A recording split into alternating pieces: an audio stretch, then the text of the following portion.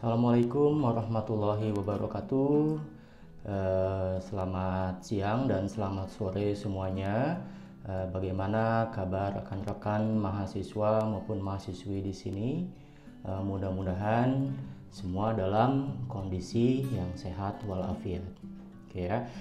Baik, hari ini adalah pertemuan 9, di mana pertemuan 8 kemarin kita melakukan UTS. Oke ya. Pertemuan 9 ini kita akan membahas di mata kuliah Komunikasi Bisnis Internasional, yaitu materi mengenai komunikasi di dalam suatu organisasi dan pengelolaannya. Oke ya. Sebenarnya materi ini sudah sedikit kita singgung di kelas ya, sebelum UTS kemarin ya. Namun materi yang pertemuan 9 ini masuk materi yang L3. Kita akan lebih memperdalam lagi komunikasi di dalam suatu organisasi. Oke ya. Saya harap Anda bisa membaca materi PPT yang sebelumnya, yang dimana pernah saya share sebelumnya. Oke ya. Baik, kita langsung saja ke materi kita mengenai komunikasi di dalam organisasi. Selamat belajar. Baik, kita masuk ke slide kita yang pertama mengenai komunikasi dalam organisasi serta pengelolaannya. Kita akan sedikit mengulang mengenai materi kita sebelum UTS ya. Berhubung kita membicarakan masalah komunikasi dalam organisasi, maka kita perlu mendefinisikan dulu apa itu arti dari organisasi. Oke ya. Jadi organisasi adalah sekelompok masyarakat yang saling bekerja sama untuk mencapai suatu tujuan tertentu. Itu organisasi. Oke, sekarang komunikasi. Apa itu komunikasi? Komunikasi adalah perekat yang memungkinkan sekelompok masyarakat tersebut secara bersama-sama melakukan fungsinya dengan baik. Dikemukakan oleh Joko Purwanto di tahun 2019. Oke, komunikasi di tempat kerja. Oke, sebentar lagi kalian sudah akan masuk ke dunia pekerjaan, bukan dunia universitas lagi. Di sini kita dituntut untuk bisa berkomunikasi dengan baik. Demi apa?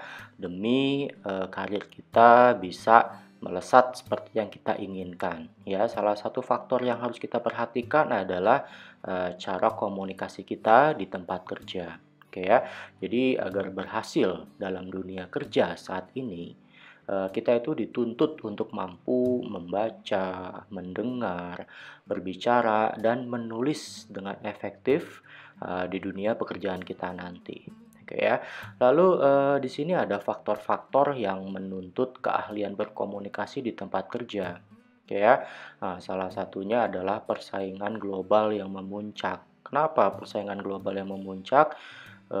Ya kita seperti kita ketahui, kita tuh nanti bekerja tuh bukan hanya sama orang Indonesia aja ya. Siapa tahu nanti kalian bekerja di perusahaan multinational company di mana mungkin rekan kerja kalian atau mungkin atasan kalian nanti bukan orang Indonesia asli ya. Jadi apa namanya, kita dituntut harus bisa bersaing secara global.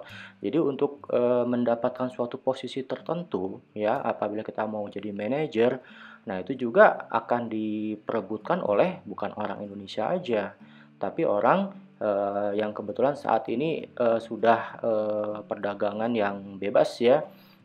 Jadi setiap orang tuh bisa bekerja di mana-mana gitu ya, di luar negeri maupun orang luar negeri datang ke Indonesia. Nah, makanya persaingan global itu pastinya zaman kita sekarang sudah mulai ya, sudah mulai menunjukkan adanya peningkatan. Nah, oleh karena itu kita salah satu caranya kita harus bisa berkomunikasi dengan baik di tempat kerja kita. Oke ya. Lalu ada hierarki manajemen yang mendatar. Nah, hierarki manajemen yang mendatar nanti kita akan lihat kenapa sih kok menjadi suatu permasalahan gitu ya. Yang pasti untuk menempati posisi di manajemen untuk jadi manajer, jelas satu posisi itu akan diperebutkan oleh beberapa staf dan situ pastinya persaingannya cukup ketat ya. Lalu ada manajemen berbasis tim yang diperluas ya. Jadi kita nanti dalam bekerja itu kita nggak bisa bekerja secara sendiri-sendiri ya, nanti kita akan bekerja secara tim. Dan di tim itu jelas nggak semuanya orang itu enak untuk bisa diajak kerja sama ya. Nah, di sini kita dituntut untuk bisa menyesuaikan diri dan berkomunikasi dengan baik dengan sesama anggota tim yang lain. Oke ya. Lalu ada teknologi komunikasi yang efektif. Ya, saat ini namanya teknologi itu makin zaman ke zaman pasti akan selalu ada peningkatan lebih baru lagi. Ya. Nah, kalau misalkan kita sebagai pemimpin nanti di suatu perusahaan kita gaptek gitu ya apa jadinya? Andai kata ternyata staf kita lebih jago dari kita. Ya. Nah, oleh karena itu kita harus selalu up to date terhadap teknologi, terutama yang berhubungan dengan komunikasi. Ya. Oke, lalu ada lingkungan kerja yang baru. Oke, lingkungan kerja yang baru maksudnya begini ya. Kita ini bisa jadi siapa tahu kita mungkin mendapatkan tempat kerja yang lebih bagus, salary-nya gitu ya. Nah, pastinya pada saat kita pindah ke tempat kerja yang baru, eee, itu pasti lingkungannya pasti berbeda ya. Yang tadinya mungkin di kantor lama kita sifatnya kekeluargaan, tapi kalau misalkan di kantor baru kita tuh sifatnya profesional ya, nggak ada istilah kekeluargaan. Kalau kamu salah ya salah aja, nggak ada kompromi gitu ya. Nah, itu lingkungan kerja yang baru, tapi bukan hanya masalah pindah kerja ya, tapi misalkan kamu dalam suatu perusahaan berada dalam misalkan kamu di divisi keuangan gitu ya. Nah, kadangkala di suatu perusahaan itu ada suatu yang namanya rotasi pekerjaan. Ya, nah rotasi pekerjaan itu kan kamu nggak harus berada di bagian keuangan aja. Siapa tahu nanti kamu tahu-taunya dipindahin ke bagian SDM, ya. Nah, yang tadinya kamu terbiasa untuk apa namanya eh, untuk berkutik di bidang keuangan, saat ini kamu harus berkutik apa namanya di bidang SDM gitu ya. Nah, oleh karenanya kita dituntut untuk bisa menyesuaikan diri dengan lingkungan kerja kita yang baru. Oke, lalu ada tenaga kerja yang semakin beragam. Oke ya, kalau misalkan kita bekerja nanti di kota besar, misalkan contohnya di Jakarta, ya, di situ kan pasti namanya teman-teman kerja kita itu nggak hanya dari apa suku tertentu. Misalkan kita di sini wilayahnya adalah Jawa Barat, berarti suku Sunda. Kalau di Jakarta kan berarti kan ada multi budaya ya, ada mungkin nanti ada suku Batak, Jawa gitu ya. Lalu ada orang Sumatera ya, Sumatera mana gitu ya, lalu ada Sulawesi. Nah, belum lagi nanti tatonya ada teman kita yang ibaratnya bukan warga negara Indonesia. Ya, yang pasti tenaga kerja yang kita temukan nanti ternyata beragam ya, bukan budaya kita aja. Nah, ini kita dituntut untuk bisa berkomunikasi yang baik gitu ya dengan sesama teman kita yang berbeda budaya tersebut. Oke ya, lalu ada perkembangan dalam abad pengetahuan. Ya, seperti yang kita ketahui bahwa namanya ilmu pengetahuan itu dia pasti akan selalu berkembang dari tahun ke tahun ya. Apa namanya, pasti ada pembaharuan, ada penemuan baru gitu ya. Nah, di situ kita harus up to date terhadap perkembangan eh, ilmu pengetahuan kita sendiri ya. Oke, selanjutnya kita masuk ke slide berikutnya. Oke, saya akan menjelaskan sedikit ya masalah hierarki manajemen yang mendatar barusan ya. Di sini keahlian berkomunikasi adalah lebih penting daripada keahlian teknis. Itu menurut Tim Wilson International Data Corporation. Oke ya, sekarang seperti ini ya. Kita lihat hierarki atau struktur organisasi di perusahaan kita. Oke ya, yang namanya bawahan itu pasti jumlahnya banyak, bisa ratusan, ya. Tapi yang namanya manajer, apakah ada ratusan juga? Jelas tidak, ya. Manajer itu dia adalah seorang pemimpin bagi bawahan-bawahannya. Jadi bisa dibayangkan bahwa untuk menempati posisi manajer, para bawahan itu akan melakukan persaingan, ya. Untuk ratusan orang itu memperebutkan satu posisi sebagai manajer. Nah, oleh karenanya apa jadinya kalau misalkan kita selain keahlian teknis lalu kita tidak bisa berkomunikasi dengan baik? Bisakah kita menempati posisi sebagai manajer? Oke, lalu manajemen berbasis tim yang diperluas. Oke, sebelumnya ya, Tim itu singkatan dari Together Everyone Achieves More. Tim. Oke ya. Nah, di sini menurut Dr. George Gekas dari Algoma University College, ya, dia menyatakan bahwa para karyawan kini bekerja lebih kolaboratif dan sudah berlalu hari-hari itu bukan departemenku. Saya tidak terkait, gitu ya. Nah, jadi gimana nih? Jadi maksudnya begini ya, kita itu nanti bekerja itu bisa dipastikan secara tim, bersama-sama, kelompok, ya. Jadi, kalau misalkan kita tidak bisa berkomunikasi yang baik dengan tim kita, apakah kita bisa bekerja sama dengan baik dengan orang lain yang setim sama kita? Apakah tujuan perusahaan itu akan tercapai apabila kita tidak ada komunikasi dengan tim kita? Lalu bagaimana caranya kita bekerja kalau tidak ada komunikasi di dalamnya? Oke ya. Oke. Nanti kamu dalam dunia pekerjaan akan menemukan orang yang mudah diajak bekerja sama dan ada juga orang yang sulit sekali diajak kerja sama. Ya, sebenarnya sih harusnya yang namanya karyawan itu sudah otomatis paham ya, karena kita bekerja secara tim, berarti kita harus berkomunikasi bersama-sama, tidak boleh egois gitu ya. Jangan sampai ibaratnya ada anggota tim kita yang lain minta bantuan kita. Lalu kita jawab, aduh mohon maaf ya, itu kan bukan kerjaan saya, itu kerjaan kamu yang diperintahkan oleh atasan. Kamu kerjakan dong sendiri. Nah, gimana rasanya andai kata kita yang berada di posisi orang itu? Kan pasti ibaratnya ini gimana sih? Tim tapi tidak bekerja sama. Nah, kita nggak boleh seperti itu ya. Yang namanya tim, apabila rekan kita ada kesulitan, kita bantu juga. Ya, jangan bersifat individual. Oke ya. Nah, perusahaan itu akan lebih suka mempekerjakan karyawan baru yang telah memiliki keterampilan-keterampilan seperti pengembangan hubungan antar pribadi, negosiasi, dan kerjasama. Ya, ya sekarang makanya kenapa namanya perusahaan dia lebih memilih karyawan baru yang sudah punya pengalaman, gitu ya. Kenapa? Karena yang sudah punya pengalaman itu berarti sudah tahu dunia kerjanya itu seperti apa, ya. Lalu yang di depan itu akan dihadapi seperti apa.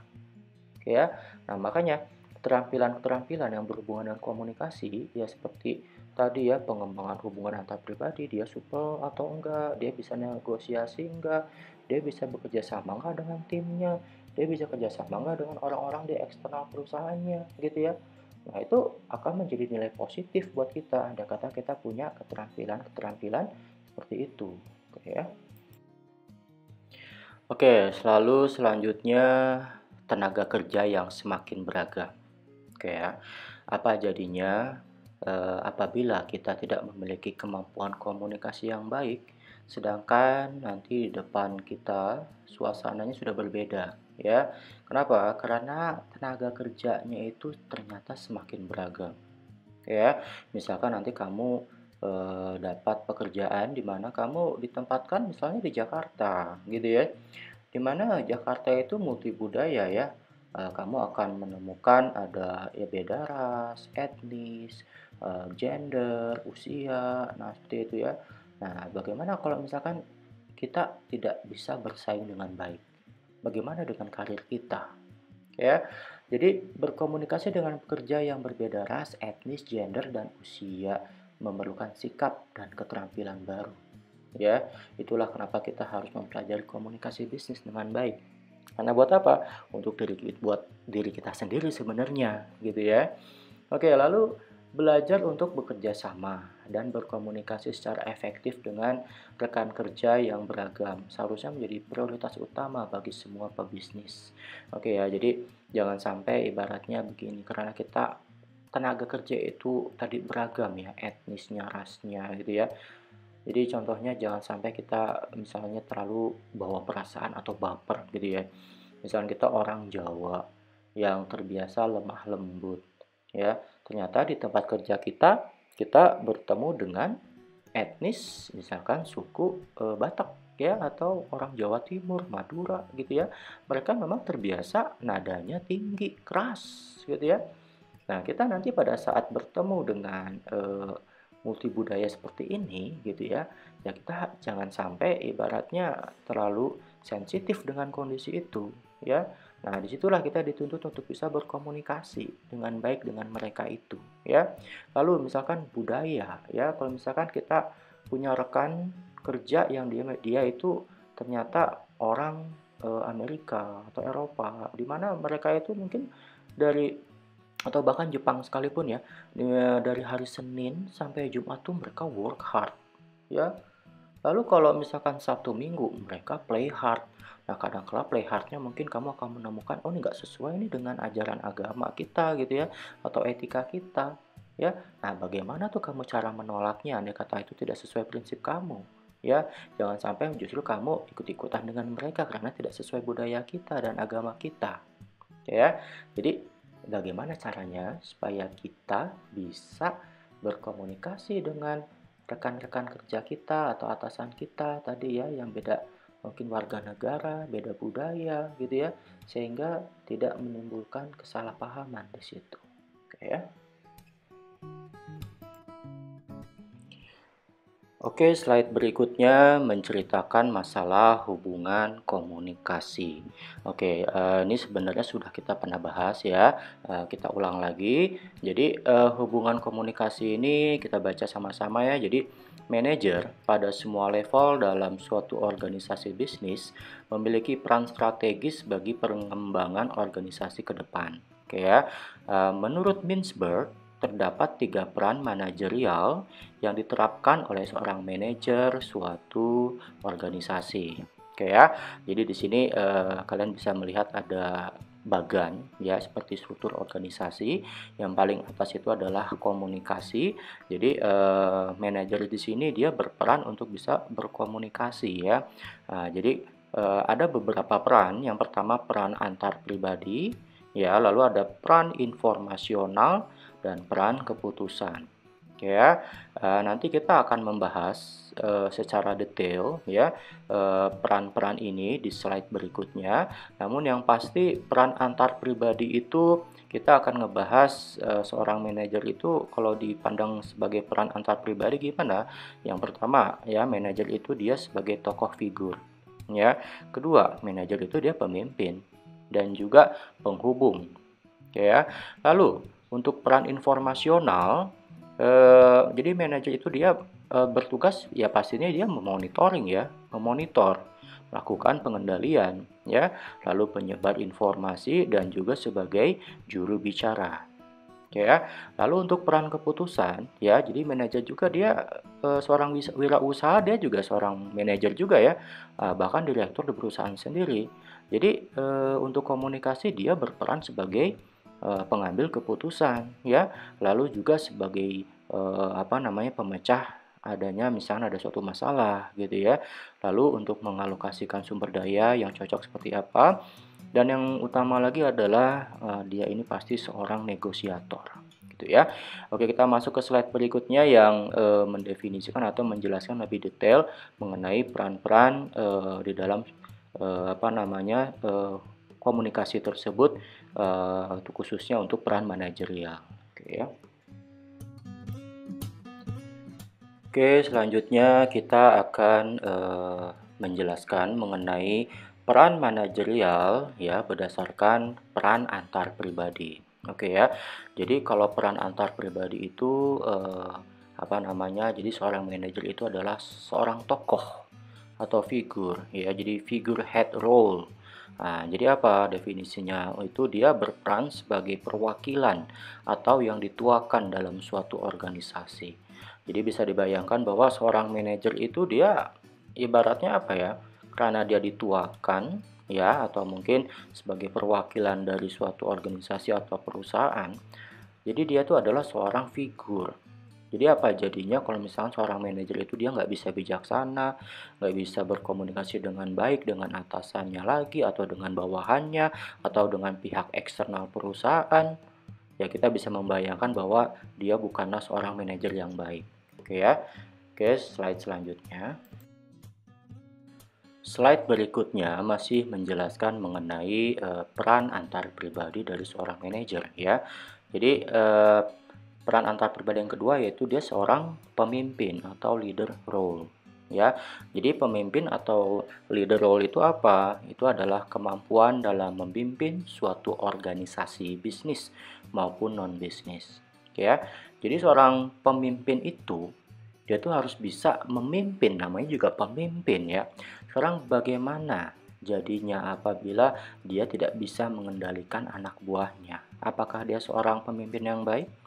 Apabila ada anak buahnya yang tidak suka sama dia gitu ya, dan tidak bisa ibaratnya nurut sama dia, apakah dia seorang pemimpin yang baik? Ya, coba kita pikirkan, kira-kira bagaimana sih caranya memimpin yang baik dalam suatu organisasi itu ya.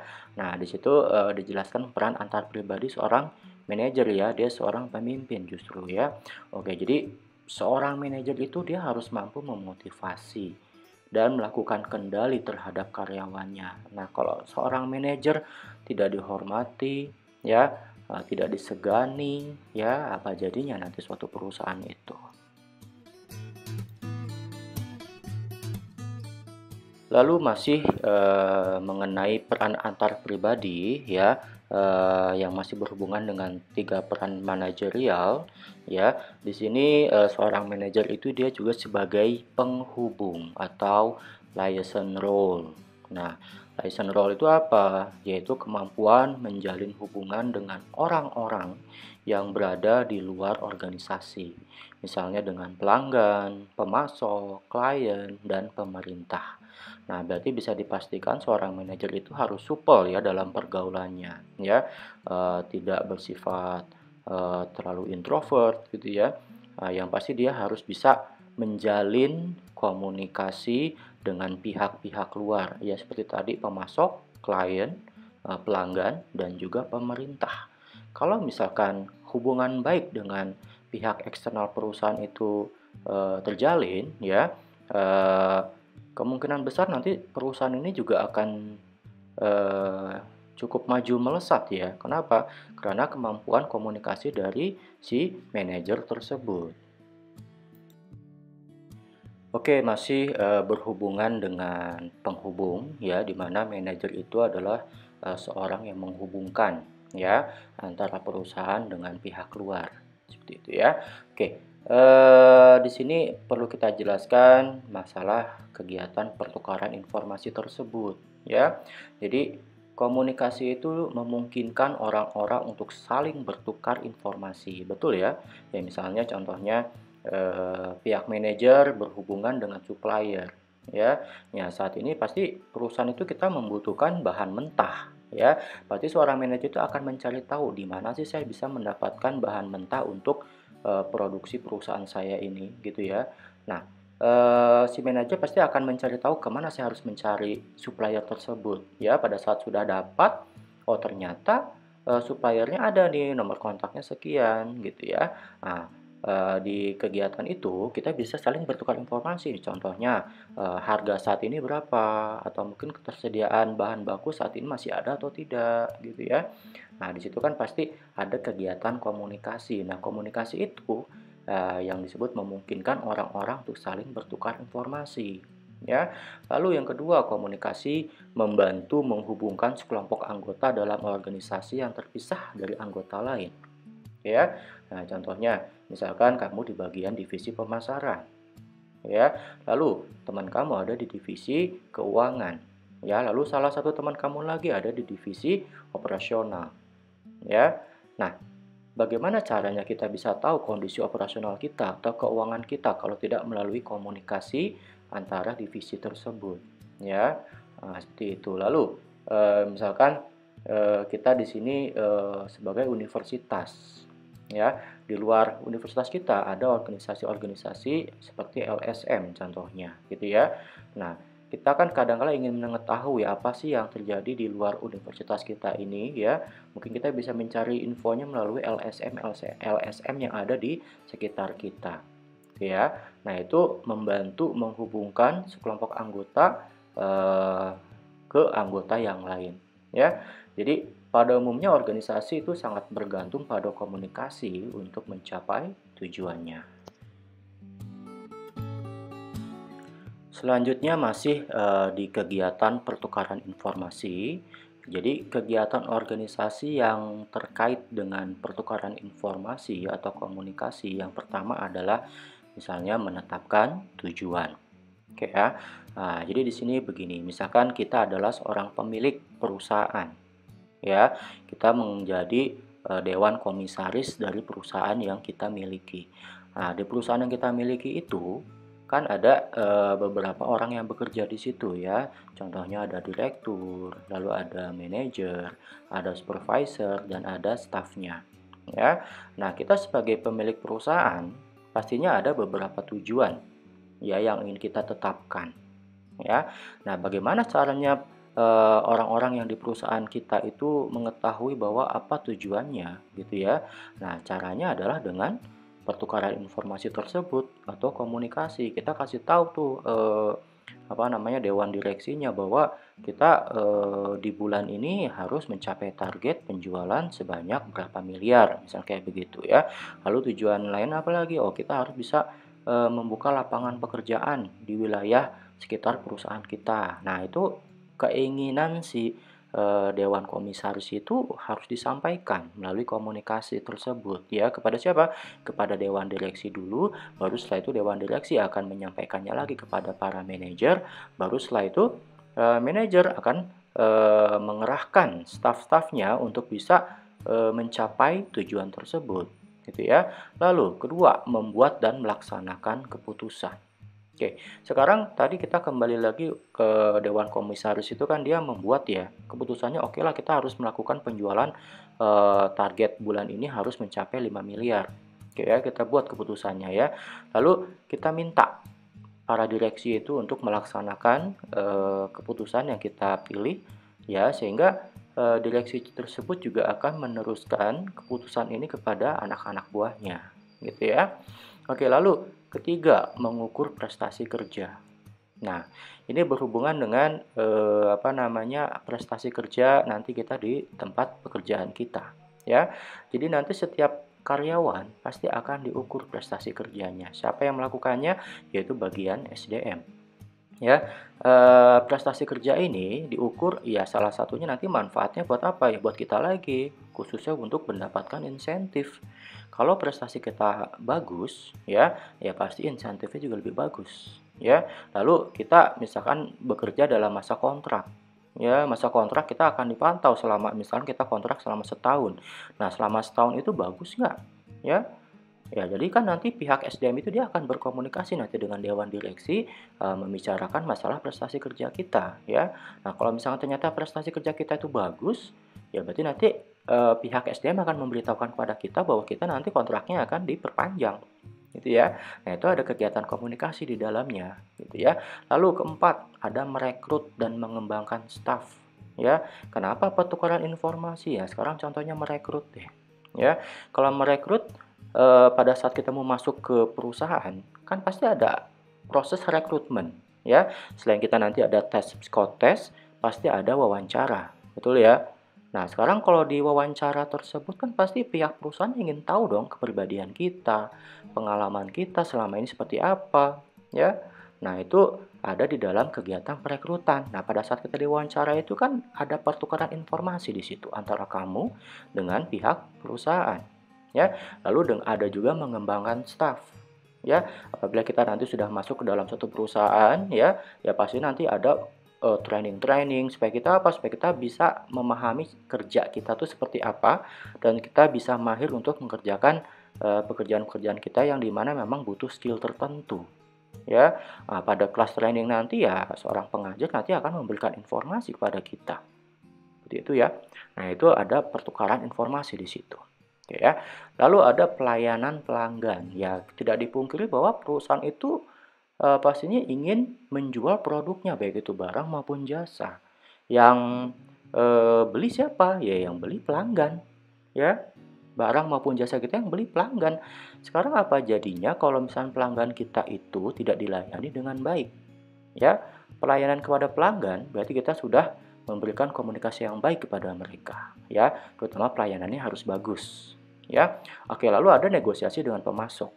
Ya, sekarang kalau misalkan kalian nanti bekerja di bagian purchasing di suatu perusahaan, ya, kalian pasti diminta oleh perusahaan kamu, atasan kamu bahwa kamu harus bisa melakukan negosiasi dengan supplier kamu atau pemasok kamu. Ya, tolong dong dapatkan harga yang paling murah dan cari mana pemasok-pemasok yang memberikan harga paling murah tapi produknya dengan spesifikasi seperti ini, gitu ya. Nah, nanti kamu di situ dengan pihak eksternal perusahaan yaitu supplier tersebut, nanti kamu akan apa namanya bernegosiasi dengan pemasok tersebut, gitu ya. Nah, jadi di sini kita dituntut untuk bisa berkomunikasi, ya, apabila kita sebagai pemimpin nanti. Oke, lalu yang ketujuh, interaksi dengan peraturan yang ada. Ya, ya sekarang kita contoh aja kita sebagai anggota di dalam suatu universitas. Kalau misalkan ada peraturan-peraturan, pasti kita akan diberitahu ya. Nggak mungkin yang namanya rektor itu dia langsung membicara ke satu-satu orang bahwa kita ada peraturan begini, begini, begini. Ya, pastinya ada komunikasi. Komunikasi bagaimana? Oh, mungkin ada surat selembaran yang ditempel di mading ya, atau mungkin ada surat keputusan yang akan diberikan kepada dekan tiap fakultas dan harus diteruskan kepada jajaran-jajarannya dan langsung mungkin nanti ada ke mahasiswa gitu ya. Nah, di situ ada interaksi komunikasi ya. Lalu yang terakhir yang kedelapan memproduksi produk. Oke ya.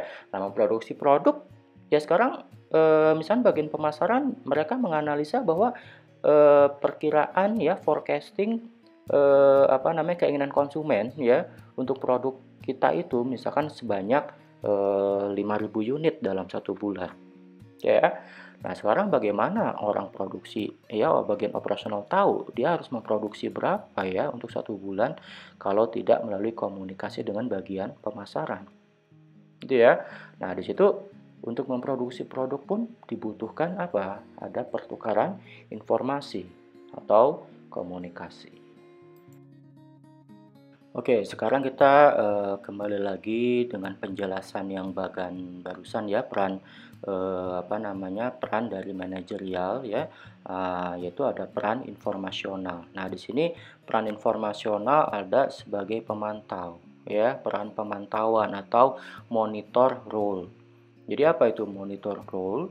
Yaitu peran yang harus dilakukan seorang manajer untuk mengawasi bawahan atau para karyawannya agar pekerjaan mereka sesuai dengan rencana yang telah ditetapkan sebelumnya. Oke ya. Nah, misalkan kita nanti jadi manajer, ya kamu bertanggung jawab tuh terhadap kinerja anak buah kamu. Nah, kalau misalnya anak buah kamu ada yang ibaratnya tidak produktif, ya pasti nanti yang disalahkan ya manajernya dulu. Gimana sih kamu kan pemimpin? Kenapa nggak bisa memotivasi karyawan kamu? Sorry ya, bukan karyawan tapi apa memotivasi anak buah kamu, gitu ya. Nah, demikian juga kalau misalnya dia seorang pengusaha, nah itu dia berarti karyawannya ya. Nah, berarti otomatis dia direkturnya juga. Nah, itu bagaimana dia memotivasi kalau misalkan dia nggak bisa mantau, ya. Jadi harus dipantau kinerjanya bagaimana, lalu bagaimana nih kegiatan operasional di perusahaan tersebut yang sesuai dengan apa namanya job desk dari manajer, posisi manajernya dia, gitu ya. Selanjutnya masih di peran informasional. Jadi, manajer itu adalah sebagai penyebar informasi atau disseminator role, ya. Jadi peran manajer untuk menyebarluaskan atau menyampaikan informasi secara menyeluruh kepada para karyawannya agar mereka dapat memahami dengan baik berbagai kebijakan organisasi tersebut. Ya, jadi karena manajer itu seorang pemimpin dan manajer dia punya atasan lagi ya, yaitu langsung misalkan direktur. Ya, direktur ada dewan komisaris. Ya, seperti tadi kembali lagi dewan komisaris menginginkan ada peningkatan atau mungkin ada tujuan tertentu gitu ya. Ke dewan komisaris itu akan komunikasikan kepada dewan direksi dan dewan direksi akan apa namanya meneruskan komunikasi tersebut kepada para manajernya ya. Nah, di sini manajer sebagai pemimpin dia dituntut untuk apa? Untuk bisa menyebarluaskan dan menyampaikan informasi tersebut kepada siapa? Kepada anak buahnya, karyawan yang bekerja di perusahaan tersebut. Oke ya. Jadi di sini manajer harus bisa memimpin ya. Karena apa? Karena dia harus menyebarkan informasi, berarti dia juga harus apa? bisa memastikan bahwa informasi tersebut bisa dipahami oleh seluruh karyawannya. Oke ya. Masih di peran informasional, eee, manajer juga sebagai, juru bicara atau spokesperson role, ya. Jadi peran manajer itu untuk menyampaikan informasi tentang berbagai kebijakan penting organisasinya kepada pihak lain, khususnya eksternal organisasi, ya. Ya contohnya seperti ini, misalkan nanti, apa namanya, kamu akan berhubungan dengan pihak, distributor atau agen gitu ya. Dia memang membantu perusahaan kita, tapi dia termasuk, di eksternal organisasi.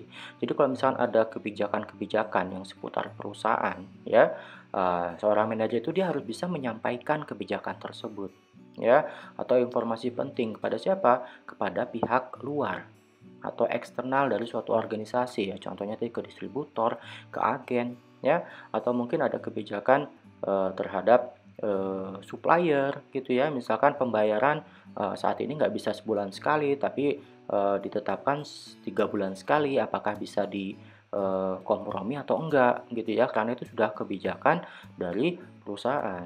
Nah, kira-kira bagaimana gitu ya. Nah, itu kenapa dia disebut sebagai juru bicara ya. Lalu misalkan ada suatu kasus, suatu permasalahan di masyarakat, ya, seorang manajer itu dia juga sebagai juru bicara ya, misalkan, bagaimana nih, misalkan untuk pemecahan masalah yang terjadi di suatu masyarakat tersebut ya, yang berhubungan dengan perusahaan. Nah, bagaimana caranya? Nah, itu sebagai juru bicara, dilakukan oleh seorang manajer. Oke, lanjut kita, tadi kan ke peran informasional, sekarang ke peran keputusan, ya. Jadi, manajer juga dia berperan sebagai wirausaha di perusahaannya, ya, atau entrepreneur role. Jadi seorang manajer itu harus dapat memerankan dirinya sebagai seorang wirausaha yang jujur, dinamis, ulet, kreatif, inovatif, responsif, bertanggung jawab, dan bisa ngambil resiko dan juga berwawasan luas. Ya sekarang yang namanya pengusaha harus bisa seluruh aspek manajemen ya. Nah jadi kalau misalnya kita nanti jadi manajer ya diharapkan kita juga harus bisa mengerti dari seluruh aspeknya ya apabila itu memang kita sebagai manajer umum ya apalagi nanti kalau kita jadi direktur suatu perusahaan ya. Nah, kecuali kalau misalnya kita memang di manajer untuk bagian misalnya pemasaran ya jadi kita harus tahu seluk-beluknya semuanya tentang pemasaran gitu ya. Tapi kalau misalkan seorang manajer yang baik apabila dia nanti pengen menjadi seorang direktur ya atau manajer umum lah minimal gitu ya, dia tuh harus punya peran sebagai wirausaha. Jadi dia harus punya jiwa-jiwa kewirausahaan di dalam dirinya. Seperti itu ya. Masih di peran keputusan ya. Jadi seorang manajer itu dia berperan sebagai pemecah masalah atau disturbance handle role. Ya, seorang manajer harus mampu mengatasi berbagai macam permasalahan yang dihadapi oleh organisasi. Ya, namanya pemimpin. Siapa lagi kita berkiblat, ibaratnya begitu ya, anak buah yang memutuskan. Kan nggak mungkin. Itu pasti harus manajernya. Ya, contohnya apa? Contohnya masalah pelayanan pelanggan yang kurang baik. Ya, atau kualitas barang rendah, distribusi yang lambat. Oke, kita kasih contoh masalah pelayanan pelanggan yang kurang baik.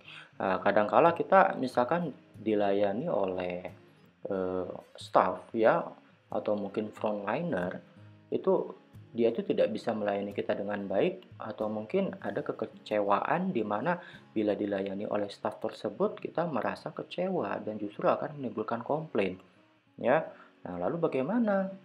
Ya pasti kadang-kala kita, "Mana sih manajernya?" Gitu ya. Saya pengen keputusan dari manajer, karena apa? Staf nggak bisa ngambil keputusan, ya. Kadang-kala banyak, pelanggan itu dia ingin bertemu dengan manajer, kenapa? Karena dia sebagai pengambil keputusan ya, ada permasalahan nih, jadi gimana keputusannya gitu ya. Nah makanya yang bisa memutuskan nanti adalah manajernya. Nah dia adalah seorang pemecah masalah, gitu ya. Oke. Masih di peran keputusan, ya, di sini manajer ini dia berperan sebagai pengalokasi sumber daya atau resource allocator role. Ya, seorang manajer harus mampu mengoptimalkan sumber daya yang dimiliki secara baik. Ya, seperti kita ketahui sumber daya itu ada yang bisa diperbarui maupun tidak diperbarui ya. Nah, sumber daya di suatu perusahaan ya ada yang pertama ada karyawannya, ya lalu ada fasilitas kantornya gitu ya, atau mungkin sistem-sistem yang lain ya. Nah, di sini manajer karena dia posisinya sebagai pemimpin, dia tuh harus bisa mengoptimalkan ya. Jadi misalnya kita mengoptimalkan karyawan nih ya, kita harus tahu ya karakter atau sifat dari karyawan kita itu cocoknya memang dia tuh bekerjanya di bagian apa sih ya. Lalu kelemahan dia apa sih? Kekuatan dia apa sih? Sehingga pada saat kita mengetahui ya kelemahan dan kekuatannya, kita jadi bisa mengoptimalkan. Oh, dia punya kekuatan di sini. Nah, kita kembangkan kekuatannya itu. Gitu ya. Nah, itu peran dari seorang manajer. Selanjutnya, manajer juga dia berperan sebagai negosiator atau negosiator role ya. Jadi seorang manajer tuh harus mampu bernegosiasi dengan baik dan handal. Ibaratnya manajer itu adalah perwakilan perusahaan ya. Kalau misalkan dia tidak bisa bernegosiasi ya dengan pihak internal maupun pihak eksternal perusahaan, ya nanti bisa merugikan pihak perusahaan sendiri ya gitu ya. Jadi kalau misalkan dia bisa bernegosiasi demi kepentingan perusahaan, nah itu justru menjadi manajer yang baik gitu ya. Nah, contohnya seperti ini. Oke, misalnya ada suatu permasalahan di suatu masyarakat ya, di mana masyarakat ini mengalami ada pencemaran dari perusahaan, pencemaran lingkungan maksudnya ya dari perusahaan di mana manajer itu dia bekerja ya. Nah, di sini pihak manajer itu dia harus bisa terjun ke masyarakat, menegosiasikan kira-kira bagaimana, apa solusinya yang terbaik buat kedua belah pihak ya. Jadi di sini ada win-win solution, bukan hanya pihak perusahaan aja yang menang, tapi pihak masyarakat di sekitar lingkungannya itu merasa dirugikan ya. Di sini manajer itu dia terjun langsung ke masyarakat, menegosiasikan kira-kira solusinya seperti apa, dan di sini bagi perusahaan dan bagi masyarakat semuanya itu harus diuntungkan ya, yaitu tadi kembali ke win-win solution. Jangan satu win, satu lose gitu ya. Nah, dia tuh sebagai negosiator manajer itu ya, atau mungkin apa namanya ada pihak dari karyawannya itu demonstrasi masalah ingin kenaikan gaji atau ingin apa namanya insentifnya dinaikkan. Nah, di sini kalau misalnya ada kasus-kasus clash seperti itu, nah di sini manajer tuh dituntut untuk bisa terjun, ya. Terjun untuk apa? Melakukan negosiasi nanti dengan karyawan.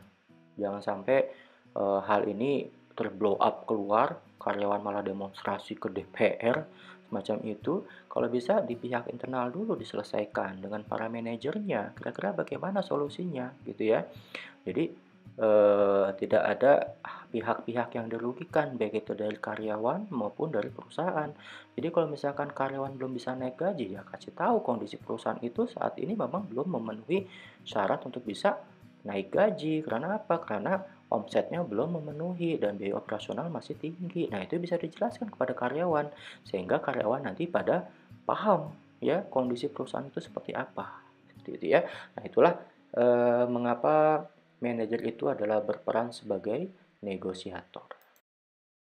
Baik, selanjutnya kita akan menjelaskan mengenai berkomunikasi dalam organisasi. Oke ya. Nanti pada saat kita bekerja atau mungkin kita punya perusahaan sendiri ya. Jadi komunikasi dalam organisasi kita itu apa namanya? Ada dua ya, ada komunikasi internal dan ada juga komunikasi eksternal gitu ya.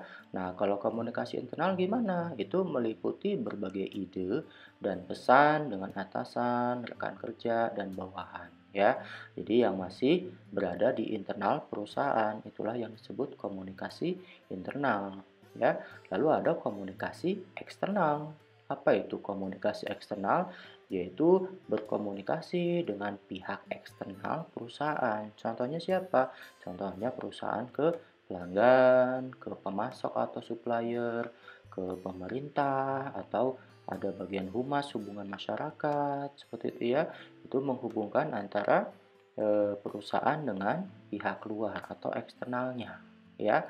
Oke, lalu ada komunikasi organisasional itu dia punya 3 fungsi dasar. Pertama, ya, fungsinya buat apa sih adanya komunikasi organisasional? Yang pertama untuk memberitahu. Betul ya? Ya namanya komunikasi kan kita saling bertukar informasi, memberitahukan informasi, gitu ya.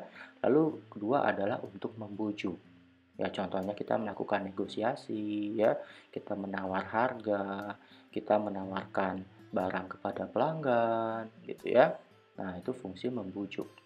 Oke, lalu ada yang ketiga, meningkatkan citra atau hubungan baik atau goodwill. Ya, nah contohnya seperti ini ya. Misalkan ada rekan kita ya, rekan di luar perusahaan kita, dia itu misalkan menikah seperti itu ya. Nah, nanti perusahaan kita itu mengirimkan bunga ucapan selamat menempuh hidup baru gitu ya ke tempat ke rumahnya atau ke gedung pertemuan di mana dia melaksanakan resepsi pernikahannya gitu ya. Nah, seperti itu kan dalam rangka komunikasi ucapan selamat kita kepada dia dan sekaligus sebagai apa? Sebagai menjaga hubungan baik kita dengan dia gitu ya, dengan klien kita ya. Atau mungkin pada saat Imlek gitu ya, misalkan supplier kita dia merayakan Imlek, kita mengirimkan ucapan apa kartu ucapan selamat Imlek seperti itu ya, atau mungkin kita datang ke tempatnya gitu ya untuk sekaligus meminta angpau gitu contohnya gitu ya. Atau mungkin bagi mereka mungkin bukan masalah ngasih uangnya ya, tapi mereka itu merasa bahwa kita datang ke tempat mereka pada saat perayaan Imlek, mereka itu merasa bahwa mereka tuh sangat dihargai dan diperhatikan, dan otomatis apa, hubungan baiknya itu jadi baik sama kita, gitu ya. Nah, seperti itu. Oke, slide selanjutnya kita akan membicarakan masalah pola komunikasi. Oke, masih ingat ya, apa namanya, di kelas kita sebelum UTS ya, mungkin ada beberapa kelas sudah dapat materi ini, namun ada beberapa kelas yang mungkin belum sempat, apa namanya, kita dijelaskan masalah pola komunikasi ya. Oke, saya jelaskan kembali. Jadi pola komunikasi yang pertama ada saluran formal dan ada saluran informal. Oke ya. Untuk saluran formal itu dia mengikuti rantai komando dalam organisasi. Ya, kita tahu ya ada struktur organisasi seperti itu ya. Oke, dalam saluran formal itu ada komunikasi dari atas ke bawah atau kita sebut top down atau downward communication. Jadi contohnya ya, contohnya seorang manajer memberikan kebijakan ya atau memberikan perintah kepada anak buahnya ya, kepada stafnya. Nah, sering kita lihat posisi staf dan seorang manajer pasti posisinya lebih tinggi manajer dibandingkan staf. Nah, makanya komunikasi ini arahnya dari atas ke bawah atau top down atau downward communication. Nah, contohnya tadi masalah rencana kerja bagaimana, kebijakan bagaimana, ya, atau mungkin masalah prosedural yang harus disampaikan kepada anak buah kita. Nah, itu bagaimana, ya. Oke, lalu ada komunikasi dari bawah ke atas atau kita sebut juga sebagai bottom up atau upward communication, ya, dari bawah ke atas, ya. Jadi, ini contohnya adalah umpan balik dari karyawan, ya, membentuk aliran komunikasi ke atas dalam kebanyakan organisasi. Jadi, komunikasi dari bawah ke atas itu gimana? Atau upward communication. Jadi, si karyawan atau staf kita itu, melakukan pertukaran informasi atau komunikasi kepada kita sebagai manajer nanti, ya. Staf kita berkomunikasi kepada atasannya, yaitu kita sebagai manajer. Nah, itu apa? Dari bawah ke atas. Lalu, misalkan kita sebagai manajer, ya, kita berkomunikasi dengan atasan kita, yaitu direksi. Ya, nah bentuk komunikasi itu disebut sebagai upward communication atau komunikasi dari bawah ke atas atau bottom up. Oke ya. Lalu masih ingat ya kemarin ada komunikasi horizontal atau saluran lateral ya. Di sini artinya mentransmisi informasi secara horizontal antara karyawan di tingkat yang sama. Contohnya gimana? Contohnya misalnya kita seorang manajer di bidang keuangan, ya. Kita berkomunikasi manajer operasional. Kita berkomunikasi ke manajer pemasaran. Kita komunikasi ke manajer, HRD gitu ya. Nah, itu kan kita sesama selevel tuh manajer juga ya. Nah, itu horizontal atau saluran lateral komunikasinya karena posisinya sama. Ya. Atau dari staff ya, staff ke staff lagi gitu ya. Nah, itu komunikasi horizontal ya. Lalu ada komunikasi diagonal. Oke, kalau komunikasi diagonal ini eh, melibatkan komunikasi antara dua tingkat atau level organisasi yang berbeda ya. Contohnya, ya, saya ingin berkomunikasi dengan, misal saya adalah seorang manajer di bidang pemasaran, ya. Saya ingin berkomunikasi dengan staf bagian keuangan, oke ya. Saya orang pemasaran, ya. Staf itu adalah orang keuangan. Oke ya, itu kan berarti udah selain beda divisi ya, dan beda posisi juga. Oke ya. Nah, atau mungkin eh, manajer keuangan ingin berkomunikasi dengan staf saya, ya, staf saya yang dimana staf pemasaran, ya. Orang keuangan manajernya terutama ingin tahu, ya, hasil dari analisa pemasaran di divisi pemasaran itu seperti apa, sehingga membutuhkan biaya berapa. Nah, itu ya. Yaitu adalah komunikasi diagonal. Oke ya. Oke, lalu selain saluran formal, ada saluran informal. Ya, saluran informal itu adalah komunikasi organisasional informal, mengirimkan berita tidak resmi melalui desas-desus. Ya, contohnya seperti ini deh, misalkan kita kemarin kuliah gitu ya, kemarin kuliah saat ini waktu itu lagi ada wabah yang coronavirus ya atau COVID-19 ya. Nah, kita belum ada berita resmi bahwa misalkan ada gosip-gosip bahwa di Fakultas Fisip ada yang positif terkena COVID-19 seperti itu ya. Nah, itu tahu dari mana? Ya dengar-dengar sih gitu ya. Lalu ada dosen baru pulang dari luar negeri dan dia harus dikarantina selama 2 minggu. Lalu divonis bahwa dia positif. Padahal belum tentu dikarantina 2 minggu itu positif COVID-19 ya. Nah, itu kadangkala komunikasi organisasi ini tuh bersifat informal atau desas-desus atau mungkin seperti ini ya. Nanti dalam suatu perkantoran ada gosip, katanya mau ada bonus nih, bonus tahunan atau insentif. Kapan kapan? Rencana sih bulan ini. Tahu dari mana? Katanya sih. Nah, itu tuh berarti belum pasti ya. Berarti apa? Masih desas-desus, masih gosip ibaratnya. Nah, itu saluran informal ya. Oke, selanjutnya bagaimana cara mengelola komunikasi. Oke ya.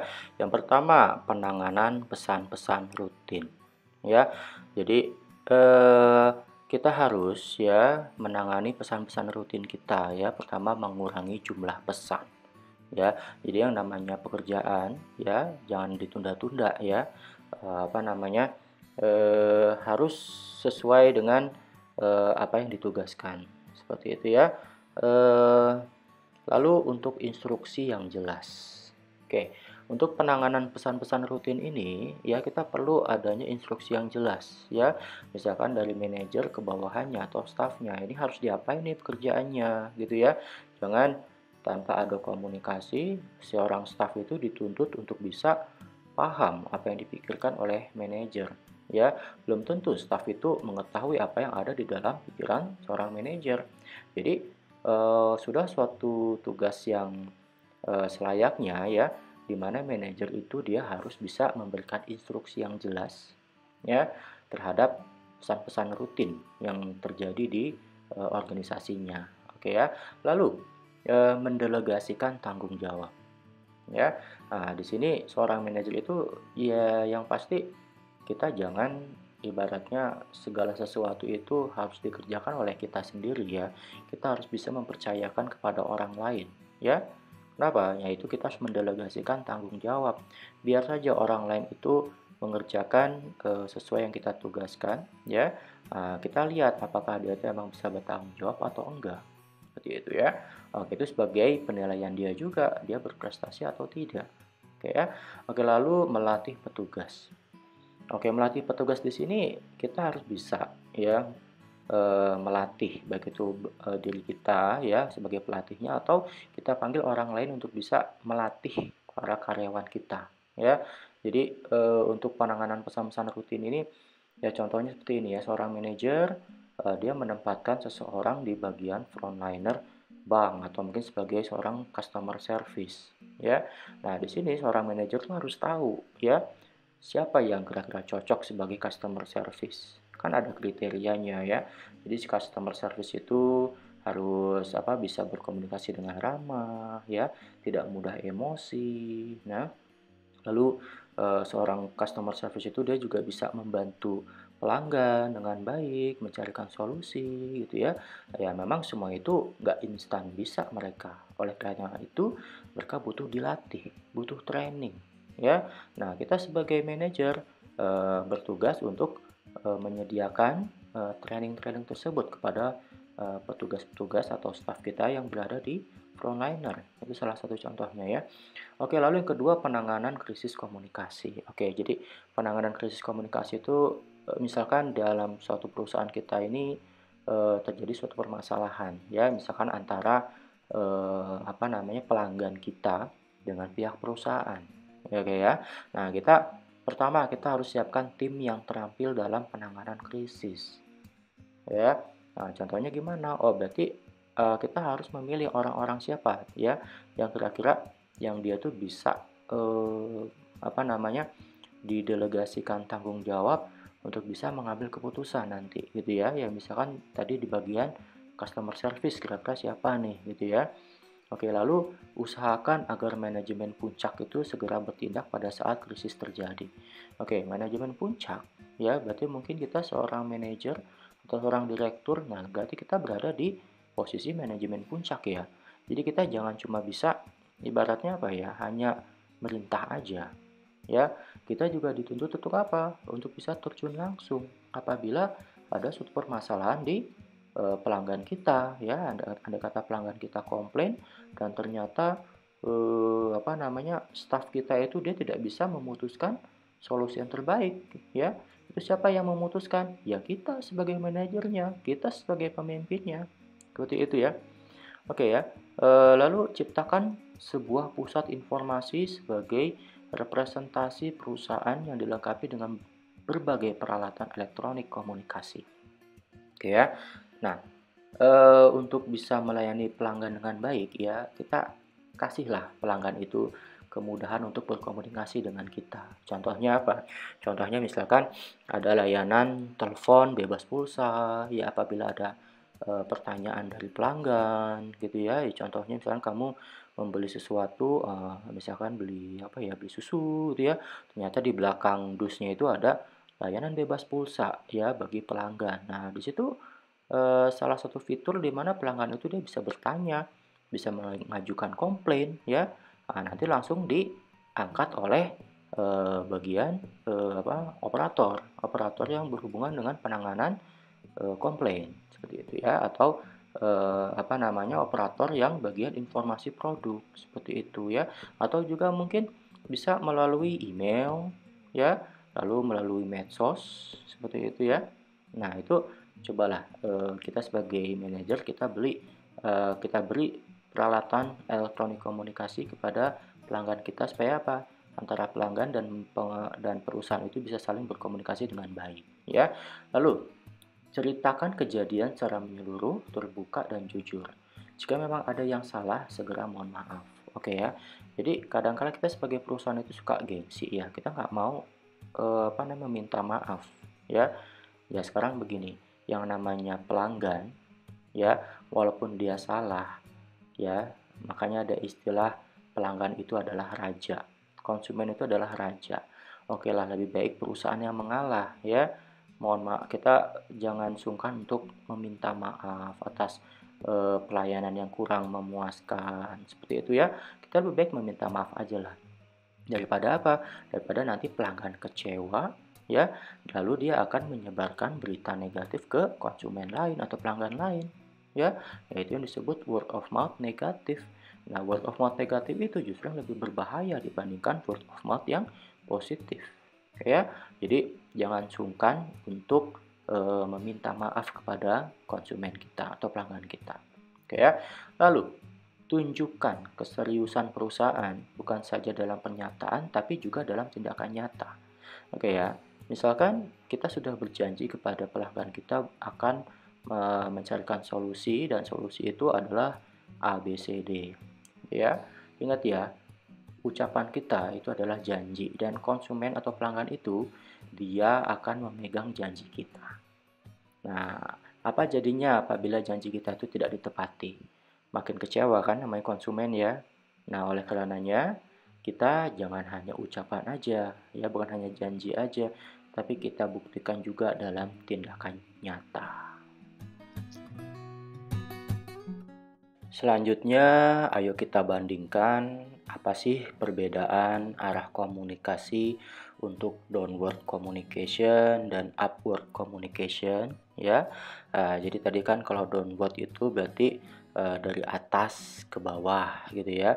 Tapi kalau misalkan upward ya, itu posisinya apa? Dari bawah ke atas gitu ya. Oke, sekarang ini nggak perlu saya jelaskan semua ya, nanti kalian baca sendiri seperti apa ya.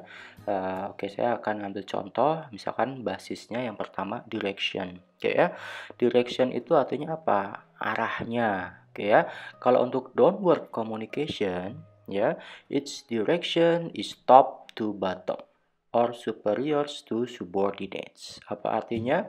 Jadi arahnya itu dari atas top to bottom ya, dari atas ke bawah atau dari atasan ke anak buahnya, superiors to subordinates. Oke ya. Lalu kalau untuk direction upward communication, its direction is bottom to top or subordinate to superiors. Ya. Jadi arahnya itu dari bawah ke atas, bottom to top, atau dari anak buah staffnya ke superiornya ya, ke atasannya. Nah, itu directionnya gitu ya. Oke, lalu apa ya, kita kasih contoh lagi misalkan flow ya. Oke, flow. Jadi flow itu alirannya seperti apa? Kalau downward communication, here information flow higher level to lower level ya. Jadi arus informasinya itu dari level atas ke level bawah, itu downward communication ya, dari atas ke bawah. Oke, lalu upward communication flow-nya itu here information flow lower level to higher level ya. Jadi arus informasinya itu dia dari level yang bawah dulu baru nanti ke atas seperti itu ya. Oke, lalu ada dua jenis lagi bentuk komunikasi, yaitu ada horizontal communication dan vertical communication. Tahu ya arah horizontal bagaimana dan vertical kayak gimana ya. Oke, artinya apa sih kalau horizontal communication itu? Ini di sini meaningnya when information flows between persons holding the same position in the organization, it is called horizontal communication. Jadi bagaimana artinya? Jadi informasi ini alirannya itu antara seseorang yang memiliki posisi yang sama di dalam suatu organisasi. Kayak misalkan staff dengan staff, ya seperti tadi yang udah saya jelaskan ya. Lalu manajer dengan manajer, direktur dengan direktur. Nah, itu bisa dikategorikan sebagai horizontal communication. Lalu ada vertical communication. Oke, meaningnya apa? Meaningnya when communication occurs between superior and subordinates, it is called vertical communication. Jadi ketika komunikasi itu terjadi antara superior, jadi superior itu adalah atasannya, dan subordinate yaitu bawahannya, ya, itu disebut sebagai vertical komunikasi, ya. Ada posisi antara atasan dan bawahan, oke ya. Oke, lalu kita kasih contoh lagi, misalnya purpose, ya. Nanti selebihnya kalian baca sendiri di rumah, ya. The purpose of horizontal communication is to coordinate the activities of various departments and divisions of the organization. Oke ya.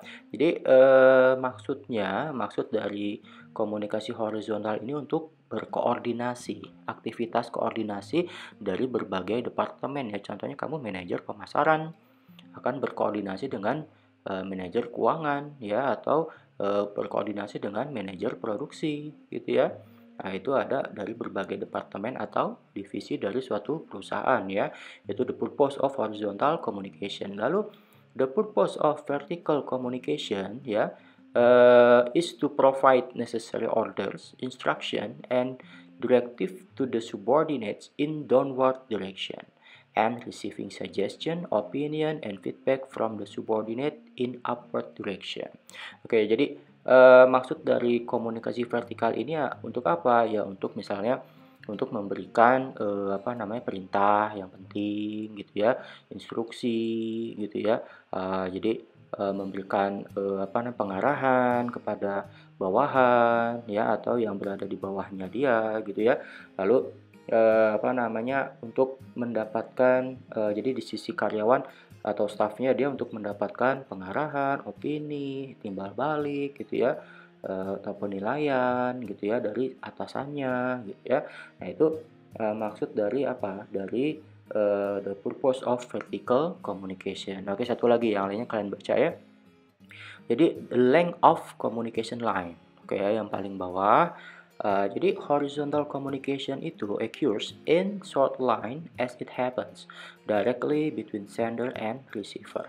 Ya, jadi lebar dari apa namanya jalur komunikasinya itu ya untuk horizontal komunikasi ini terjadi apa namanya dia tuh garisnya tuh pendek, short line ya. Jadi ini terjadi langsung antara si pengirim dan penerima ya. Ya contohnya misalkan kita sebagai staff ya, kalau misalnya kita minta tolong itu kan ke sesama staff, tolongin dong misalkan punya informasi ini enggak gitu ya, informasi keuangan enggak. Nah itu kalau sesama staff kan ibaratnya kalau secara horizontal itu kita nggak perlu menunggu lama gitu ya. Nah, kalau dalam suatu organisasi itu kita bisa langsung dapat jawaban, tapi tidak dengan vertical communication. Oke, vertical communication, length of communication lainnya gimana? Vertical communication passes through a long line of communication. Oke ya, jadi ternyata komunikasi vertikal itu dia melalui apa namanya garis yang panjang dari suatu komunikasi. Ya sekarang contohnya begini, apa namanya kalau misalkan nanti kita seorang manajer, kita memberikan tugas kepada anak buah kita, ya kita bisa sih ya langsung ngomong, kalau tolong dong kamu mengerjakan apa. Tapi alangkah baiknya, andai kata tuh staf kita itu diberikan surat disposisi dulu atau surat tugas dulu, gitu ya. Supaya apa? Supaya resmi. Ini memang kewajiban si karyawan untuk melaksanakan tugasnya, ya. Bukan hanya sekedar hati si manajer aja. Jadi si karyawan juga jelas apa job description-nya gitu ya, sesuai dengan yang dibutuhkan oleh si perusahaan, yang diwajibkan oleh perusahaan itu seperti apa gitu ya. Nah, demikian juga kalau misalkan apa namanya seorang bawahan ya, seorang bawahan berbicara atau melakukan komunikasi dengan atasannya, ya kita nggak bisa seenaknya langsung Pak, Bu, mohon maaf gimana gitu ya, misal meminta sesuatu, ya nggak bisa langsung segitunya aja gitu. Jadi kita harus ada proses yang cukup panjang ya. Ya contohnya gini, nanti kalau misalnya kita bekerja, kita adalah seorang staf di bagian apa ya, keuangan atau pemasaran deh ya gitu ya. Nah, sering saya kasih contoh di kelas bahwa misalkan kita pengen apa, minta sesuatu di kantor kita, misalnya kita minta flash disk, minta pulpen satu pun gitu ya, kita nggak bisa yang namanya minta begitu saja ya. Kita minta ke bagian umum, ke divisi umum, nggak bisa. Kita harus apa? Harus menggunakan memorandum. Ya, kemarin kita sudah belajar bagaimana cara membuat memorandum ya. Jadi, kita kan ajukan dulu ke atasan kita, misal kita bagian staf pemasaran deh ya, kita ajukan dulu ya ke atasan kita, "Pak, boleh nggak saya minta flash disk, kebetulan saya butuh, apa namanya, untuk menyimpan beberapa file," gitu ya, "dan saya harus mobile kemana mana dan file itu pasti akan saya butuhkan apabila bertemu dengan klien," gitu ya. Nah, kamu ngomong ke atasan, ya, "Oke deh kalau gitu kamu bikin memorandumnya dulu, kamu ketik, nanti saya tanda tangan itu memonya," ya. Oke. Kamu sudah ketik dan pasti ada revisian-revisian dari atasan kamu ya. Nah, setelah revisi, setelah semuanya oke semua, atasan kamu akhirnya tanda tangan. ya, tanda tangan dan akhirnya memo itu akan dikirimkan kepada bagian umum. Ya, yang menerima ya, memo itu siapa? Staf di bagian umum, di bagian administrasi umumnya gitu ya. Nah, kan dicatat dulu tuh ada memo masuk nomor berapa, tanggal berapa. Baru setelah itu, setelah dicatat oleh bagian administrasinya, memo itu baru disampaikan kepada atasannya, kepala divisinya atau manajernya. Nah, selanjutnya kan si staff itu nggak bisa langsung mengeksekusi, langsung aja ambil flash disk atau ambil pulpen gitu ya. Nah, itu harus ada disposisi dulu, harus ada ACC dulu dari atasan bagian umum ya. Ada ACC dari manajer umumnya. Pada saat sudah di ACC, ya si manajer umum itu nanti akan nulis di memonya eh, kepada misalkan kepala bagian umum dan kepala bagian pergudangan ya. Mohon disiapkan permintaan dari divisi pemasaran sesuai apa yang ditulis di dalam memorandum ini. Gitu ya. Nah, setelah ada disposisi seperti itu baru yang namanya anak buahnya, stafnya itu ya, baru bisa mengeksekusi. Ngambillah flash disk yang ada di gudangnya. Seperti itu ya. Nah, bisa kita bayangkan lebar garis dari komunikasinya itu panjang ya bila dibandingkan dengan horizontal communication. Horizontal communication sih bisa langsung ngomong ya, karena posisinya sama-sama selevel. Tapi kalau misalkan tadi beda level ya, beda level posisi di kantor kita gitu ya, ya kita nggak bisa langsung eksekusi dengan begitu cepatnya. Itulah kenapa vertical communication itu dia melalui jalur yang lebih panjang komunikasinya ya. Demikian materi pertemuan 9 kita hari ini mengenai komunikasi di dalam suatu organisasi. Saya harap kalian bisa membaca PowerPoint-nya dengan baik, dan apabila ada pertanyaan silahkan diajukan di kolom pertanyaan di Google Classroom kita ya. Baik, demikian. Mohon maaf bila ada kekurangan dalam video maupun materinya. Sampai bertemu kembali minggu depan dengan materi yang berbeda. Jaga kesehatan, stay healthy, stay at home, dan tetap berpikir positif. Baik, assalamualaikum warahmatullahi wabarakatuh, dan selamat siang maupun selamat sore semuanya.